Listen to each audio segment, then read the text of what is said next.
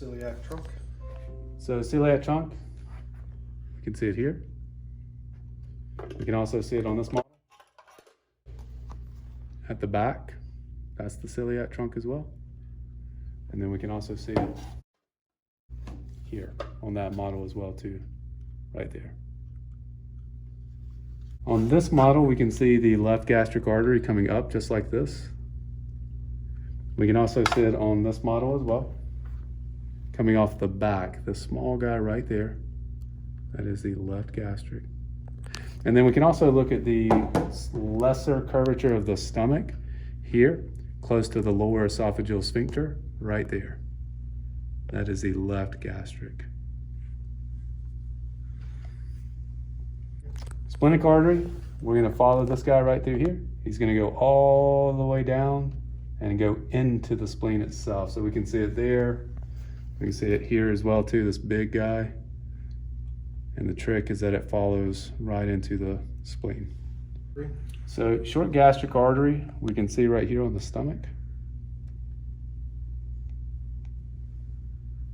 So the left gastroepiploic artery actually comes off this splenic artery. So if we follow the splenic artery here, we see something come off of it. That is the left gastroepiploic artery. And on the anatomage table, it'll say gastroamental artery. And if we look on the greater curvature of the stomach, we can see it right up under here where this omentum was, and it's been cut away, and we can see it right there. The common hepatic artery is going to go to the right. We can see it right here. And it is common until it branches. Once we see these branches, it changes names. So this is specifically where it's the common. The right gastric artery, we can best see at the lesser curvature of the stomach. We have to kind of turn it down a little bit and back. But we can see this is the pyloric sphincter here, and right beside it is where we're going to see that right gastric artery on the model.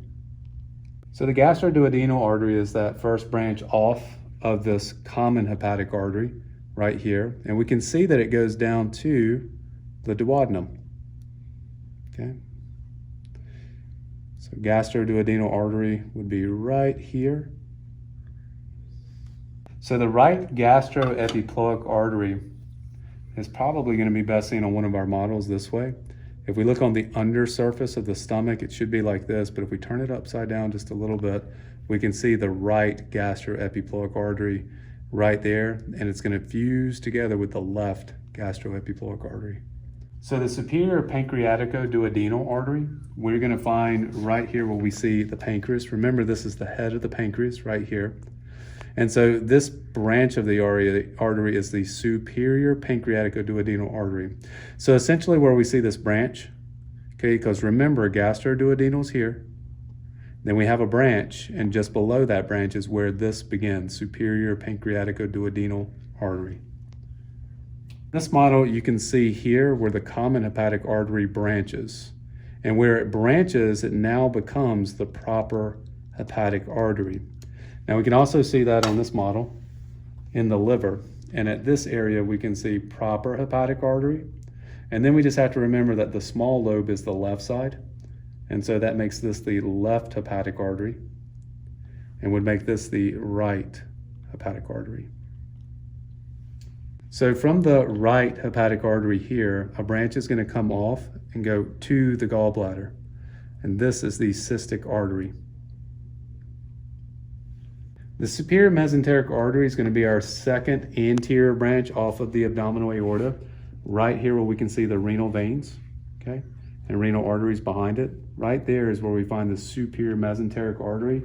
But we can also see that on other models as well too. So if we remove the small intestines here, we reveal that superior mesenteric artery here.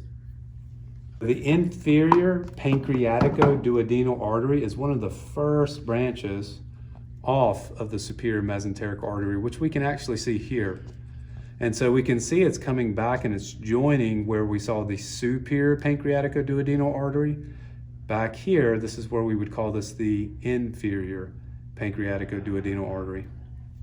For both the jejunal and the ileal branches, we have to turn this to the underside or the back side. And then we just look at where it's going. So if this is the left side, remember we've turned it around, but this is the left side. This would be the jejunal branches. And the guys that are coming down here, this would be our ileal branches. Jejunal, ileal, kind of towards the end of that artery.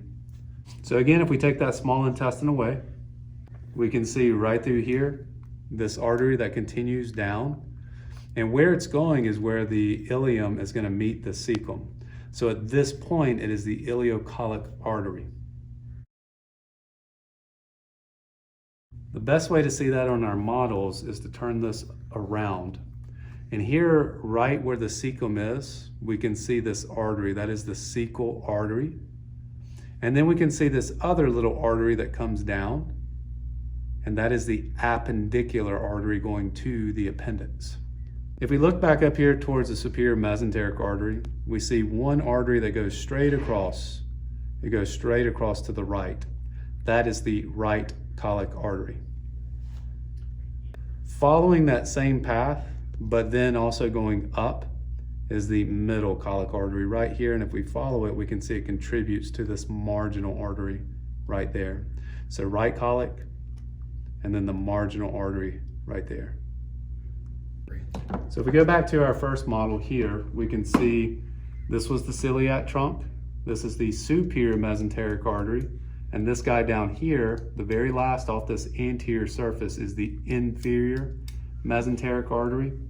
And it's going to go to the left side of the intestine. So we see it pop out in this mesocolon, this stuff right through here. It pops out right there as the inferior mesenteric artery.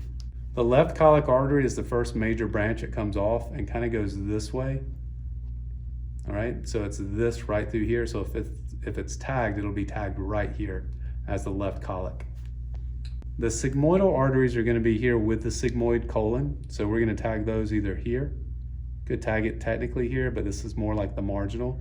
So normally it'll get tagged like right there. So if we follow this down and we see it going where the rectum would be, we can see these arteries continue, and those are the superior rectal arteries. So the common iliac arteries is the continuation of the abdominal aorta. So the aorta of the abdominal aorta bifurcates and then goes left and goes right. Now before it branches and does anything else, it is the common iliac artery and vein. If we take a look at this model here, we can see that as the common iliac artery goes down, it branches. One stays superficial and goes towards the pelvic rim. That is the external iliac artery right there. If we look on the inside, there's another branch that goes this way, inside the pelvic inlet. That is the internal iliac artery.